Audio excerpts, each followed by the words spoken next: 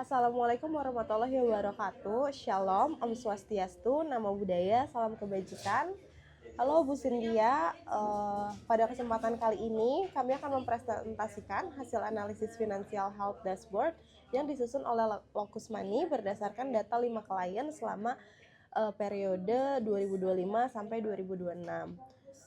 Sebelumnya saya ingin memperkenalkan diri saya dulu. Nama saya Mela Haulia. Di sini saya akan menjelaskan pada bagian awal bahwa dashboard ini dirancang untuk memberikan gambaran menyeluruh mengenai kondisi keuangan setiap klien melalui pendekatan rasio kesehatan finansial.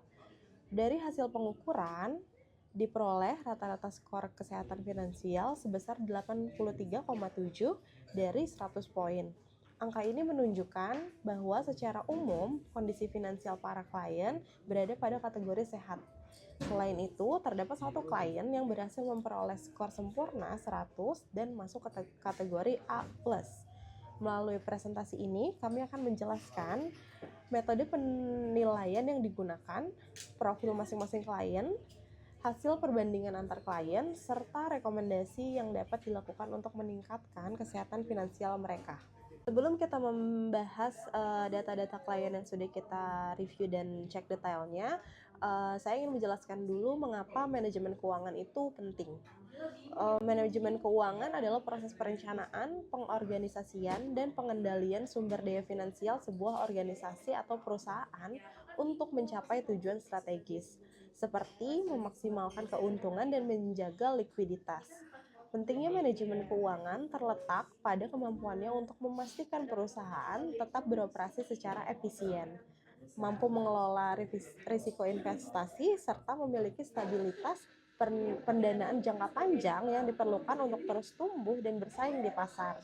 Kemudian, dalam lingkup yang lebih personal, manajemen keuangan pribadi adalah penerapan prinsip-prinsip tersebut untuk mengatur pendapatan, pengeluaran, tabungan, dan investasi individu atau keluarga agar selaras dengan tujuan hidup. Hal ini sangat krusial bagi setiap orang untuk memastikan terciptanya kesehatan finansial yang berkelanjutan, memberikan rasa aman dalam menghadapi ketidakpastian ekonomi, serta memungkinkan individu mewujudkan target keuangan masa depan seperti dana pendidikan atau persiapan masa pensiun yang mapan. Sebelum melihat hasilnya, penting untuk memahami terlebih dahulu metodologi yang kami gunakan. Locus Money menggunakan 5 indikator utama yang mengukur kesehatan finansial. Indikator pertama adalah rasio likuiditas. Rasio ini mengukur kemampuan seseorang mempertahankan gaya hidup apabila kehilangan sumber pendapatan. Standar minimum yang digunakan adalah mampu menutupi pengeluaran selama 3 bulan. Kemudian, indikator yang kedua adalah rasio cicilan, di mana rasio ini menunjukkan berapa persen pendapatan yang digunakan untuk membayar cicilan atau hutang. Idealnya tidak melebihi 35% dari pendapatan bulanan. Kemudian yang ketiga adalah rasio tabungan atau investasi. Rasio ini mengukur kemampuan seseorang menyisihkan pendapatannya untuk membangun aset masa depan.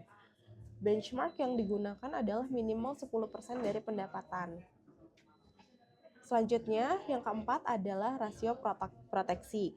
Rasio ini menilai apakah seseorang memiliki perlindungan finansial berupa asuransi atau tidak. Kemudian yang terakhir, yang kelima adalah rasio kesehatan aset, di mana rasio ini membandingkan total aset dengan total utang. Semakin besar aset dibandingkan utang, maka semakin sehat kondisi finansialnya.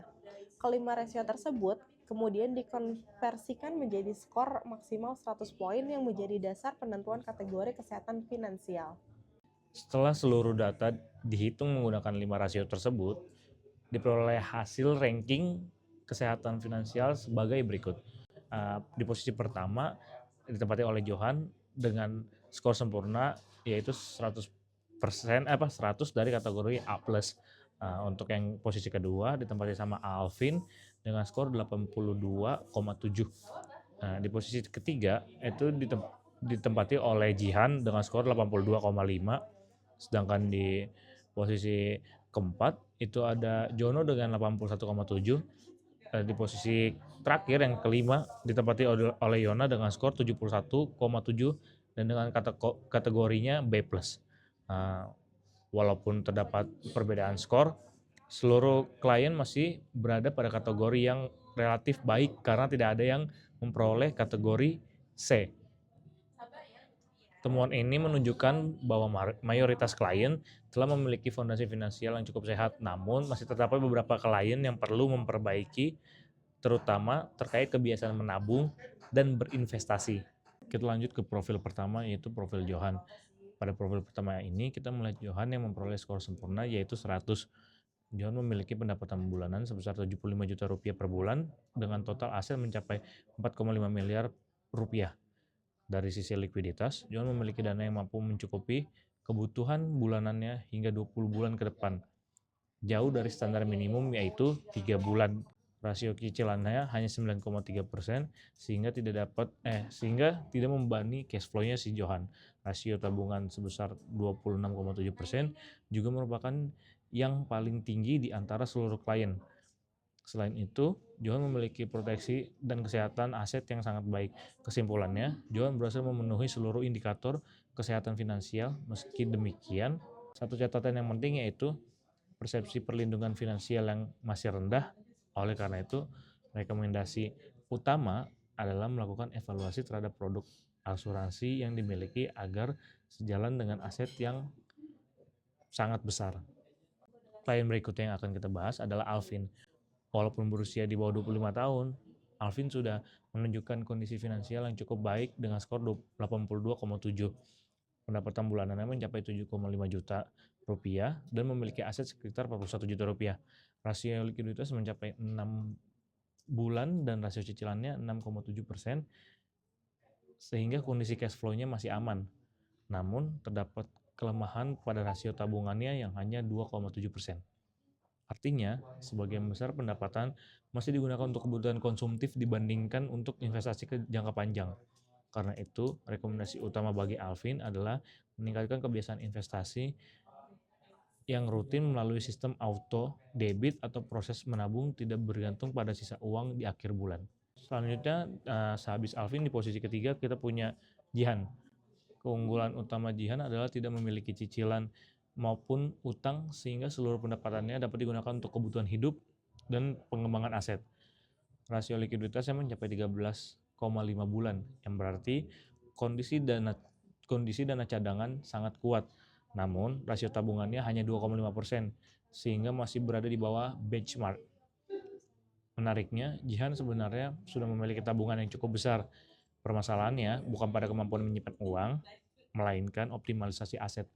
Karena itu, rekomendasi yang diberikan adalah mengalihkan sebagian dana yang menganggur ke instrumen investasi agar dapat menghasilkan pertumbuhan nilai yang lebih optimal. Berikutnya adalah Jono dengan skor 81,7. Klien dengan aset besar namun investasi rutin rendah. Jono memiliki aset yang cukup besar, yaitu sekitar 766 juta rupiah, yang sebagian besar berasal dari kepemilikan rumah. Namun jika dilihat dari perilaku keuangannya, rasio tabungan hanya sebesar 1,7%, yang merupakan salah satu yang terendah dari kelompok ini. Artinya, meskipun nilai aset yang dimiliki besar, pertumbuhan aset baru melalui investasi rutin masih sangat rendah. Oleh karena itu, prioritas utama bagi Jono adalah meningkatkan jumlah investasi bulanan secara bertahap agar kekayaan yang dimiliki dapat terus berkembang. Berikutnya adalah Yona. Yona memperoleh skor 71,7 dan menjadi satu-satunya klien yang masih berada pada kategori B+. Hal ini dapat dipahami karena Yona merupakan satu-satunya klien yang sudah menikah dan memiliki anak. Dengan pendapatan sekitar 4,5 juta rupiah per bulan, Yona menghadapi tekanan finansial yang lebih besar dibandingkan klien lainnya. Rasio likuiditas hanya 2 bulan di bawah standar minimal 3 bulan. Selain itu, belum terdapat investasi rutin yang dilakukannya. Meski demikian, Yona memiliki aset berupa rumah dengan nilai yang cukup besar, sehingga masih memiliki fondasi aset yang kuat. Nah, dari hasil atau review finansial keuangan masing-masing klien yang direview oleh Ruli dan Daniel, kita akan melihat keseluruhan data, yaitu perbandingan rasio seluruh klien. Terdapat beberapa temuan penting. Yang pertama, 4 dari 5 klien itu belum mencapai target rasio tabungan sebesar 10%. Ini menunjukkan bahwa kebiasaan investasi masih menjadi area yang paling membutuhkan perhatian. Kedua, 4 dari 5 klien telah memenuhi standar rasio likuiditas minimal 3 bulan. Artinya, sebagian besar klien sudah memiliki ketahanan finansial jangka pendek yang baik.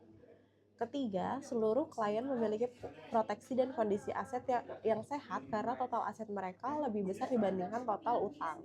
Dari seluruh responden, Johan menjadi satu-satunya klien yang berhasil memenuhi seluruh indikator secara sempurna.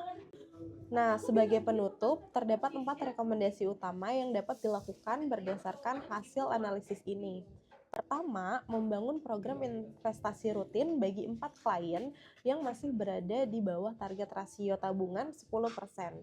Yang kedua, memperkuat dana darurat terutama untuk Yona yang saat ini masih berada di bawah standar minimum.